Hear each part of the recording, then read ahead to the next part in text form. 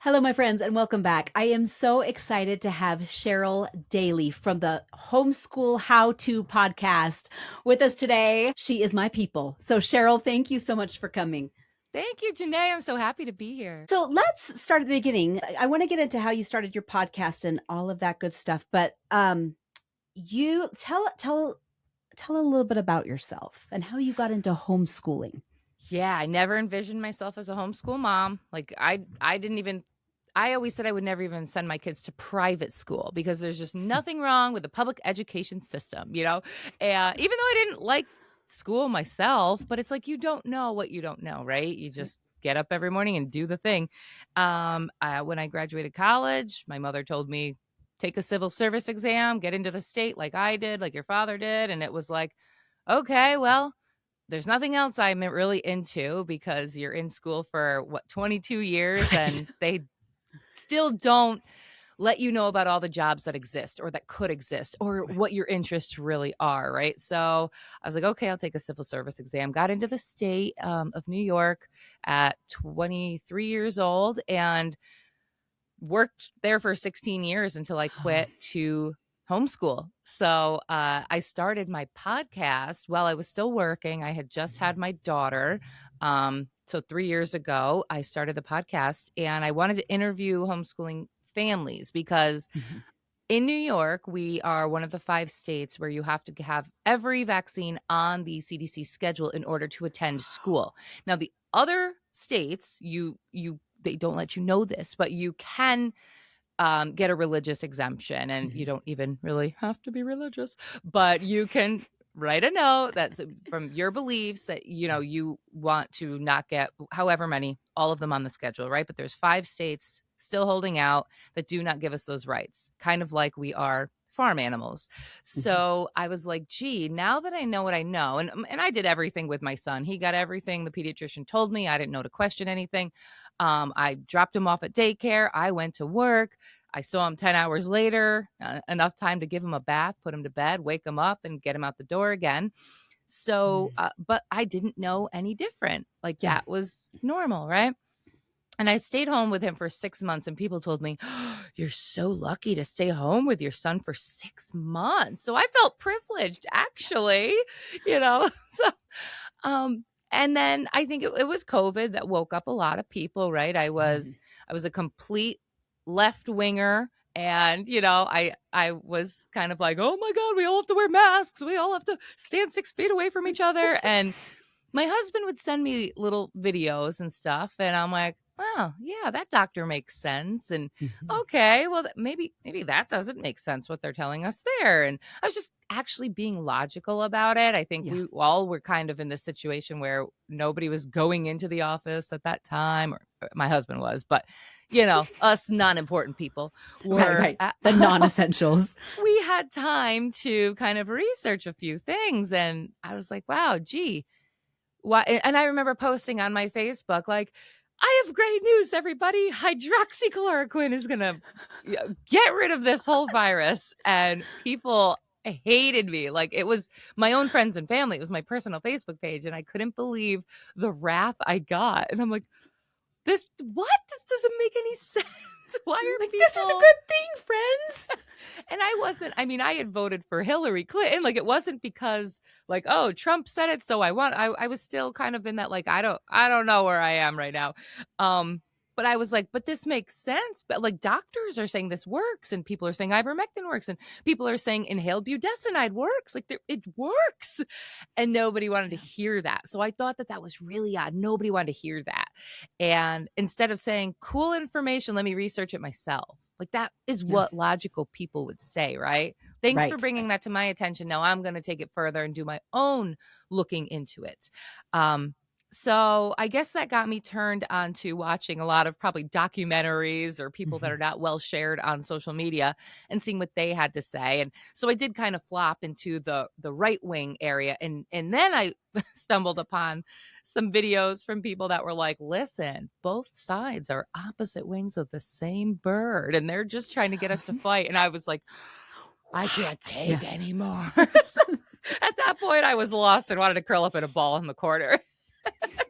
But I didn't. I kept going. I was like, we're going to homeschool. You know what? Because I don't want my kids to be as indoctrinated as I was. And that, my teachers, I remember how they indoctrinated me.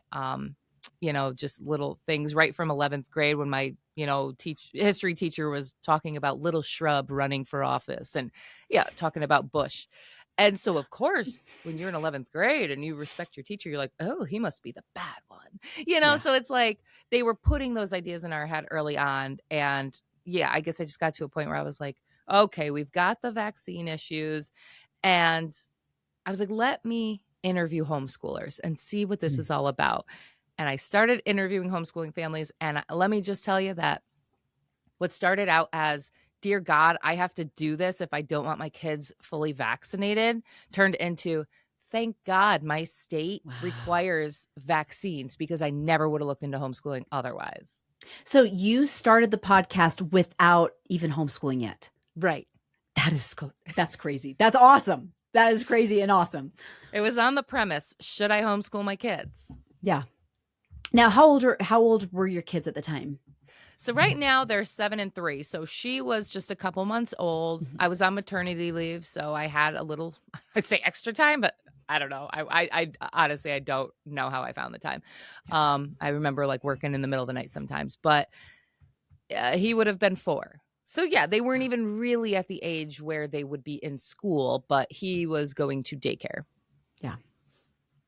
So then, at what point did you quit your job and say, I'm going to homeschool my kids. I'm not going to keep working now, because you're not working anymore. You worked for 16 years. Mm-hmm. And then at what point did you leave and say, okay, it's time to make a shift? Yeah, that was the hardest part. And I was actually surprised that I couldn't find more information about parents that left their jobs. Now you definitely don't have to leave your job. I've talked to so many homeschooling families that make it work, both working. But for me, working with the state, I had kind of burned bridges there anyways, because when they had their mask mandates in the office and their vaccine mandates, and I refused all of it, and I would put signs up all over the walls of my cubicle and about how harmful the masks could be. And I refused to get vaccinated. And so they would test me every week. I had to send in a test, a COVID test. And I'm like, I'm glad I went through that experience, because this was even the kicker. They'd send the test to your home. I could have swiped my dog's rear end and they never would have known, but they're taking my tax dollars and they're using it for this, to pay for the shipping, to pay for the test, to pay for the shipping back, and to pay for the processing of it all. And they don't even know that I tested myself. Like it just made me so mad. And I'm like, I can't work for a place where we're just doing things because we're told, not because it makes sense. And if I really felt that I was putting anyone's life in danger, I would have done something, right? But I'm like, right. No. And I guess the tipping point was, they started masking 3-year-olds in daycare. So in New York. So my husband and I said, okay, we're pulling him from daycare. And we liked our daycare. It was an in-home daycare, but she did everything by the book. She, the state came in to audit her all the time. And she was like, I'm sorry, I know that I don't want to mask your kid either, but we have to. And I said, all right, well, you know that I'm leaving then. So we pulled him out at 3. And then it was kind of like, ooh, well, like, am I going to have to quit my job? So I ended up, because I am a difficult person in some ways, I was able to work from home with a doctor's note. And people didn't really want me in the office anyway. I at this point I made people uncomfortable, and so which is great. Sometimes people need to be uncomfortable. They did let me work from home, and I think I did that for about a year.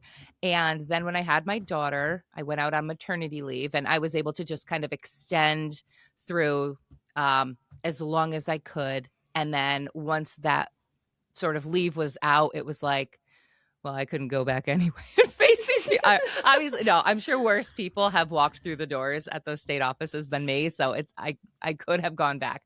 But I also, it was a pride thing too. I was like, I just can't see spending another 16 years in that cubicle, knowing what I know now, talking to these homeschooling families, seeing how beautiful this way of living is, and then turning around and going back to a cubicle while my kids go back to their cubicles in school.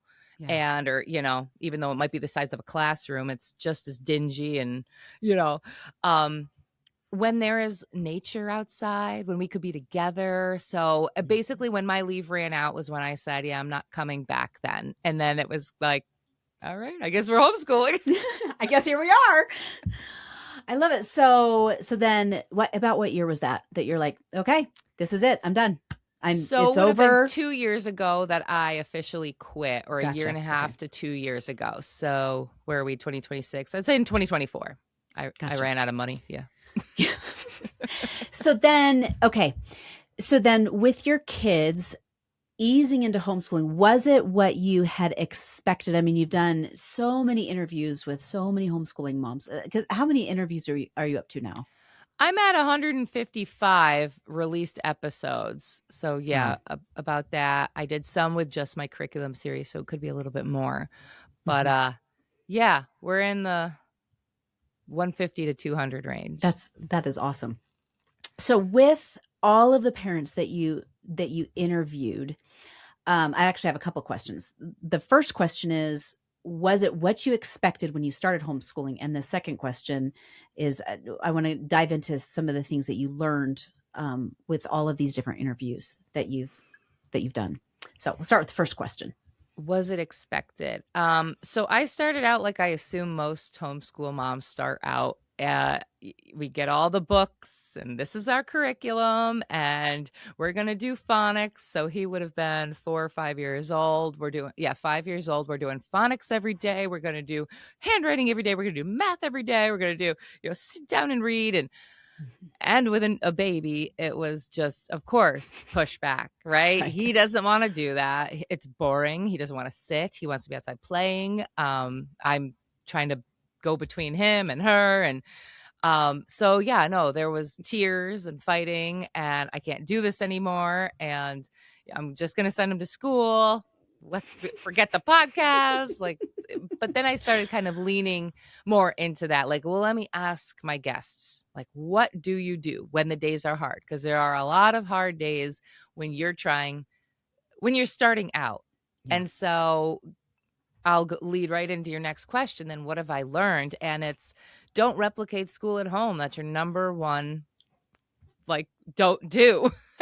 So, if they don't like the curriculum, then it's time to switch the curriculum. And you mentioned being an unschooler, so we'll talk a little bit about that, I'm sure, later. But I think I do kind of a hybrid. Like I want to get some things down on paper, because I feel like for myself, my kids would probably my son is really good about going outside and doing things outside. But I don't know. I don't know what it is. I'm still holding on to part of it. Like you got to sit down and do a reading lesson. You have to sit down and do a math lesson. Okay. And that's pretty much all we do. But he likes that. We found the curriculums that he likes. We've bounced through a couple. We've started some and dropped them. We've, taken time off when it gets hard, or go back to the beginning and just repeat it. So right now he's 7. For instance, he's 7.5. He's technically in 2nd grade, but because we bounced around with reading curriculum so much to find what fit him, he's doing 1st grade reading right now. And that is totally fine. Yeah.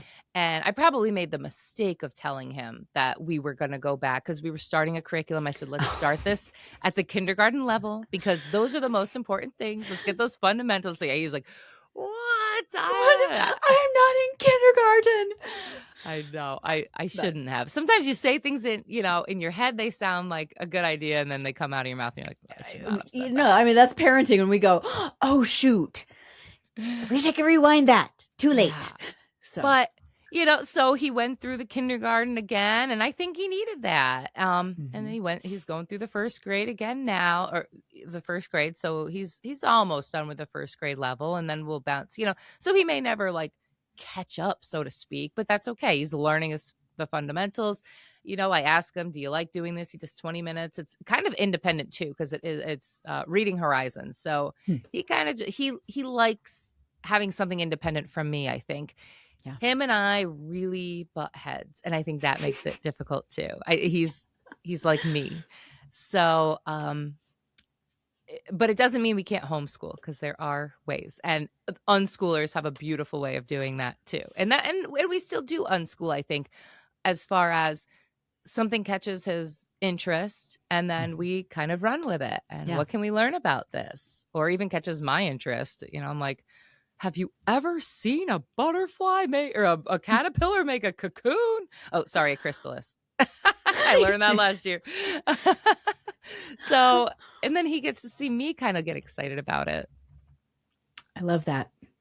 So, I think it's interesting because I was really worried with my youngest, who is now, she's almost 10.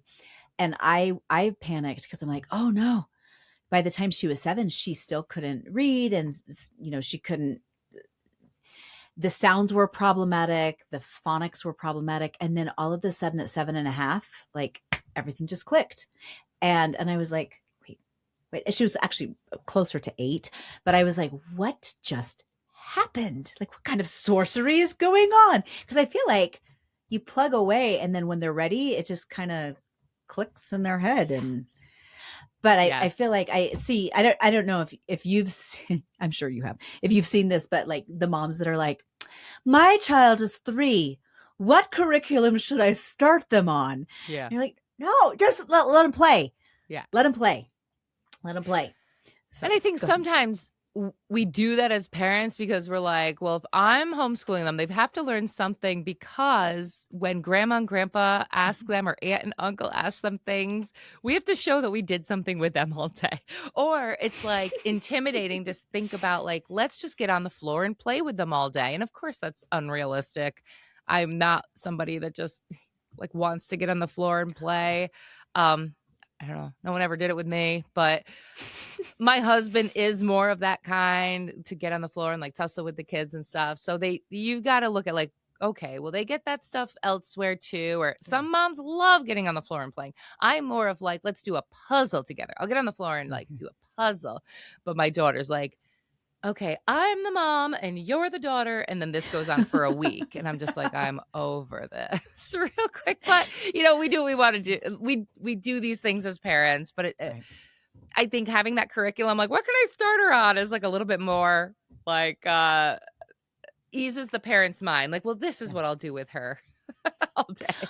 Well, and I think part of that is our own conditioning, that like this is how we did things, and we have to prove that we have, like, we're checking the boxes to show that learning is happening, Sure. And so, okay. So you've talked to a lot of parents about, like, there's going to be hard days. Don't replicate school at home. What are some of the other things that you've learned?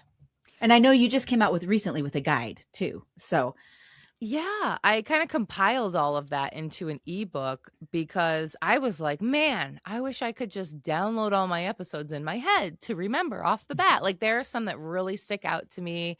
Some people I've talked to that just, I don't know what about it, but that really stuck out. And I'm like, I wish I had a resource for myself. So, I kind of compiled the ebook to guide people in, like, hey, if you don't want to go back and listen to 155 episodes, here's the best of the best. But I would say that the overall, yes, don't replicate school at home. I think there's a deschooling period that parents need to take. Like you said, we've been conditioned. We've been evaluated our whole life and conditioned our whole life. So we don't know. That's why the moms want curriculum for 3-year-olds, because they're like, well, I don't know what to do with them. How do I because they do evaluate 3-year-olds in daycare, right? They give you a little list saying, this is what, Chelsea's doing great, and this is what she needs improvement on. So we are conditioned to think that that's normal. And it's not, like you said, it should be play. Sometimes you have to play the daughter, but for hours and weeks.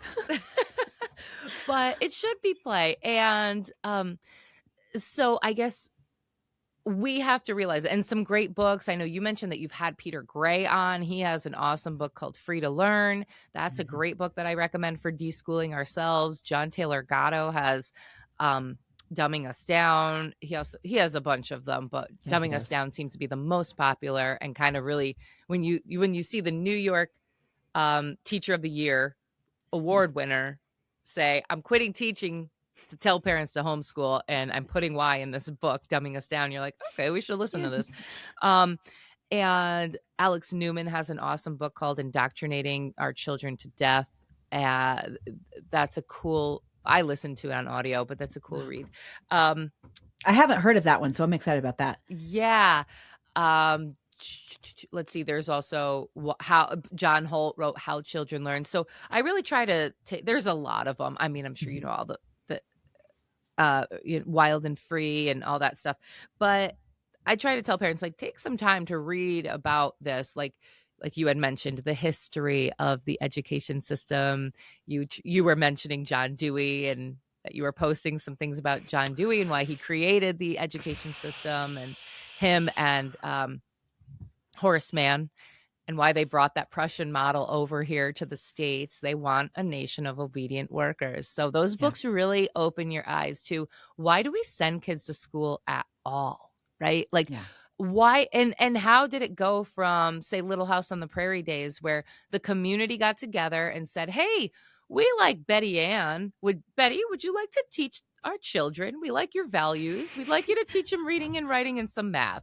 And they'd go for a couple hours, all different ages, the one room schoolhouse, and then they'd go do their chores and go fishing and have fun. Like, how did it go from that to, we have these standardized tests, we're doing them in kindergarten, it's earlier and earlier every day? Because I know I went to half-day kindergarten back in the late 80s, early 90s. And now not only is kindergarten full day, but they have kids in school at 4 for a full day. I forget what they call it. I don't know, universal care, I think, or something weird. Just takes more of our tax dollars. And it's free daycare, puts them in school at 4 years old for a full day. So it's like, you're taking our kids at 4. They leave when they're 18. Then they're expected to go to college for at least 4 to 6 years.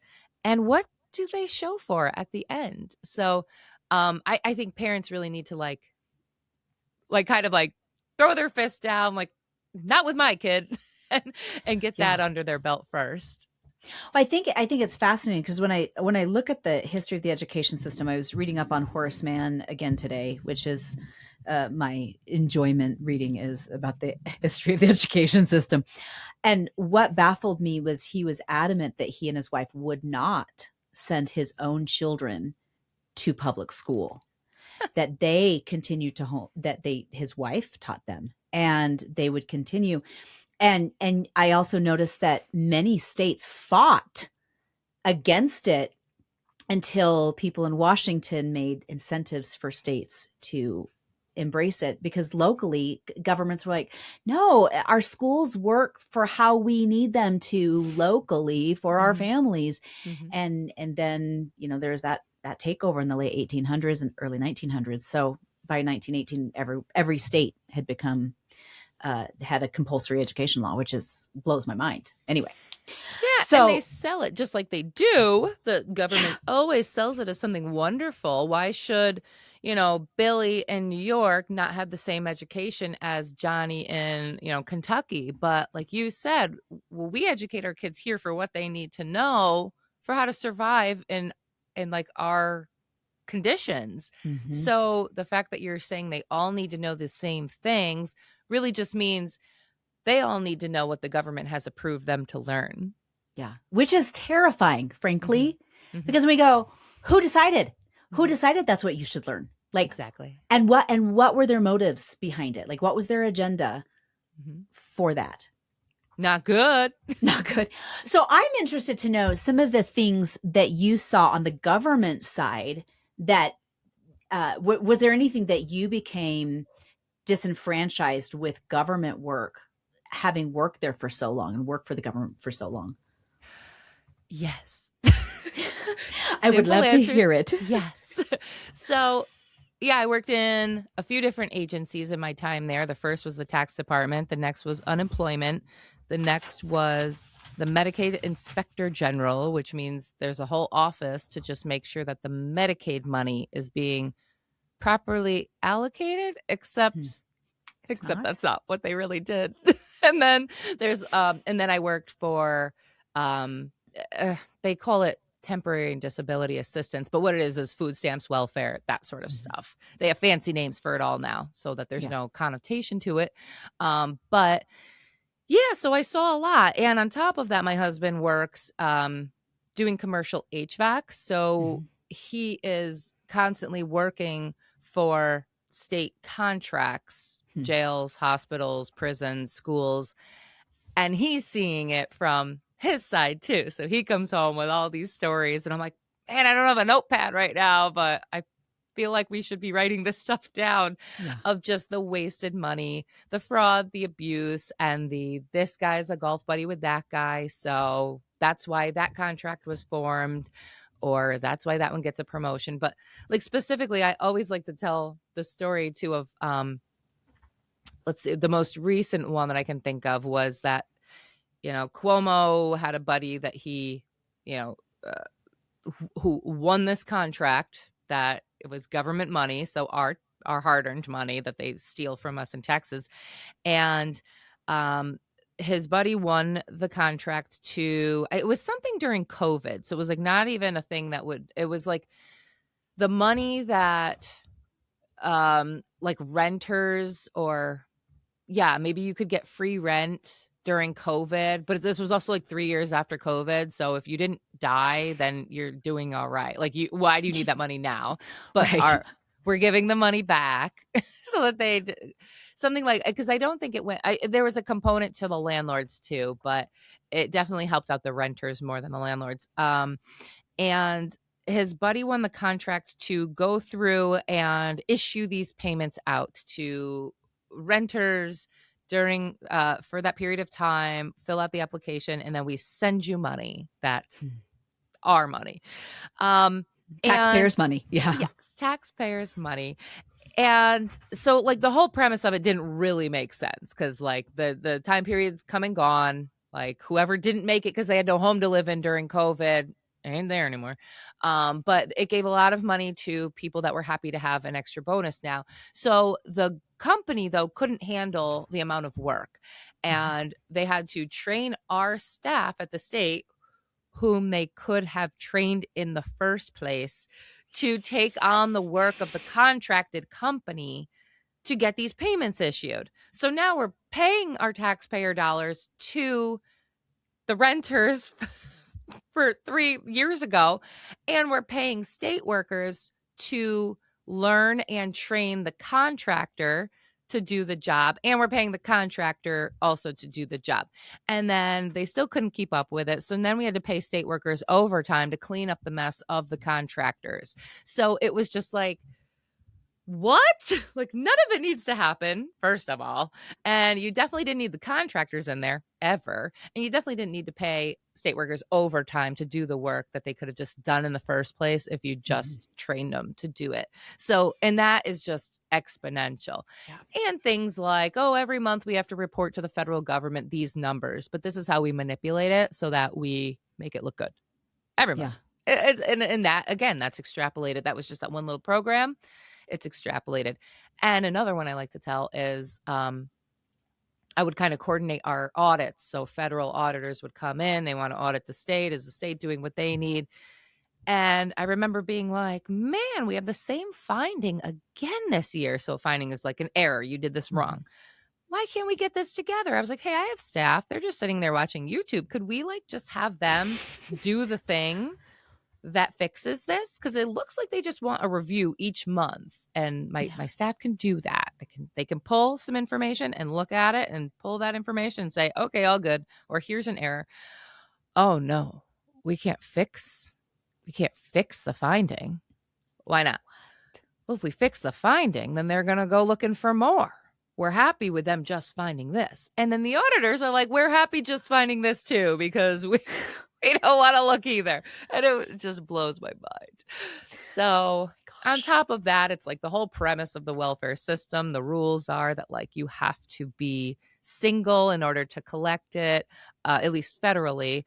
And it's like, all right, well, so say mom's doing well. She meets somebody and they want to get married, you're incentivizing them to not get married and have what could be maybe a healthy environment. It's like, mom's not getting married now. The boyfriend's not moving in because they don't want to lose the benefits. And it's just, goes in cycles. And that's just that one agency. The unemployment, we were paying people to remain on unemployment, but look for work and go to school. And I remember thinking, well, I went to school and looked for work and worked at the same time. Like I waitressed and I went to school. Why are we paying people unemployment? Because, they didn't have to look for work if they were going to school, but we were paying them unemployment. Like they must have lost their job in this time. And if they met a criteria, like you're going to work for a CNA program or whatever, we will not make you look for work. You just worry about school. And I remember being so mad, like, well, I had to do both. So it just, there's a lot. Well, I think because as you're telling me this, I keep thinking like, of course they want to keep like single moms single. Of course they want to keep people, beholden to the government because that's where power and control is. And I was not a conspiracy theorist until COVID. And then I'm like, oh, shoot. I don't know if our government's that good, which is so sad. Yeah. So you do a lot with the Tuttle Twins. Yeah. And I'm a big fan of the Tuttle Twins. Connor's come on before and I love the books. What turned you on to the Tuttle Twins? Yeah, I was already reading them when they reached out to me to do some reels for them. Mm-hmm. And I think that helped grow my Instagram page a lot too, is just people would see my stuff. So I actually owe a lot of my Instagram following to them. I think I should probably thank them. But yeah, I was reading it first because I remember thinking, oh, you're going to send me some books now? I just bought like all of these. I just spent hundreds. Yeah, I just got them. Yeah, I did. I bought the 5 through 11 series, which are awesome books. I bought their history books. So I was already reading them. I guess it intrigued me that there was a way to talk about things I had never learned, like, why is capitalism a good thing? Why is socialism maybe a little scary, maybe a little not what we want? And tell it in a story version so that it's not like I'm reading a textbook and this is so boring and this happened in 1872 and this was her name. It was like you go with Ethan and Emily on this little journey to learn about it, and there's a story attached to it. So you're actually taking it in. And that's what I love about their history books too, is like it starts out the US history, but talking about the Silk Road in China. And you're like, oh, this is weird, but it was actually really interesting. It was like, I never thought about the trade, like how that would have happened before we had internet and phones and all that stuff. Like, it's super interesting stuff. So I guess it was probably they probably had some commercials or something that I saw. And I was like, I'm going to get those. If we're homeschooling, that's what I'm going to be teaching my kids. Yeah, it's so funny. We read the Eminent Domain book not too long ago, and my daughter got so angry at Eminent Domain. She's like, no, this is not acceptable. I'm like, and now like let's talk about it. So. I didn't know that was a thing they could do. Just steal your land because they feel they have a better purpose for it. And they did that near me not that long ago. They took like a reservoir and said, sorry, if this is in your backyard, we will be using this for the drinking water for the town now. So it wasn't the people's property anymore. And they got very little money for it. And now the worst part about it is they didn't take care of it. And now it's going to cost too much to fix. So they're just going to flood it and not use it anymore. And it was, even if they weren't using it for drinking water, it was still a beautiful place to go. A lot of us homeschoolers would go there and fish or go out on the kayak. Yeah. So it's not going to be there anymore. It's just going to be drained. And I'm like, here they are. They stole this land from people and they didn't even keep it up. And now it's just going to be nothing. So sad. That is terrible. That is terrible. Yeah. So what are the things that you're hoping for your own homeschool in the next few years as your kids get older? Like, what's your end goal for your Mm. family with homeschooling? So my end goal would be, well, I'm really fascinated with things that I have learned about just the area that we live in, like the history in upstate New York. We're in the East Coast. A lot of from trade to all that stuff came in through our area, and they never taught me that stuff in school. Everything, like we were talking about earlier, everybody gets the same curriculum. You're all reading it from this book. And so nothing had any relevance to where we lived. I had no idea that there was so much history in our area. And I'm sure there's history in all of, the US, right? Yeah. But it's like, it's right here. So it's relevant to us. So we've been slowly uncovering that. And I'm excited to go deeper and deeper into it because my kids are 7 and 3. It's like, I don't want to waste too much energy on like, let's go to the town historian today and make it boring for them. Right. But I would love to dive deeper as they get older and find the relevance in it into just our own area's history. And, thinking about like long term too, okay, well, maybe we do rent an RV and go across the country and maybe plan out that trip. And every kind of thing is a mini unit, a unit study, right? Like, where do you want to go? All right, well, say we pick that area. Why are we going to go there? And what are we going to learn about? And kind of make that exciting. And even making that into a whole lesson. All right, how much gas are we going to need? What's it going to cost to hook up here, stay there, rent the thing versus go to an Airbnb? So that would be like my goal if my husband will take the time off of work, or we just got to go without him. But that's what I'd love. And then when I think about like them graduating from our, at 16, 17, 18, I would just love that they don't work for the government. I would love them to have like goals and dreams of their own that not necessarily, they don't have to work for themselves, but if they want to, that would be amazing. And I really want them to be able to be self-sufficient. Like those people that know how to hunt, how to find water, how to build a shelter, like what to do in an emergency. I don't ever want them being like waiting on FEMA in an emergency. Yeah. Again, it always goes back to that. Yeah, I don't want government dependency with my family. What last bit of advice? Well, actually, 2 questions. What's something that I have not asked you yet that you wish I would have asked you? That's the first question. Okay. Oh, that's a tricky one. What would I have wanted to tell everyone? Well, I think in the era that we live in right now, we've got screens everywhere we look, right? There's almost 2 separate worlds going on. There's the world of like the Little House on the Prairie people, which you can find in the homeschool community. You don't have to look too hard. And I love them and respect them so much. And I hang out with a lot of them. And then there's the other people that are probably like all your cousins that are in public school and they're like always have a screen or 12 screens on them at all times. Right. And then I just want to tell homeschoolers that like you don't have to go to one extreme or the other, right? Like you can find your happy medium. You even though it'd be so cool to be Little House on the Prairie now that I've watched all the episodes, realistically, like we just aren't there.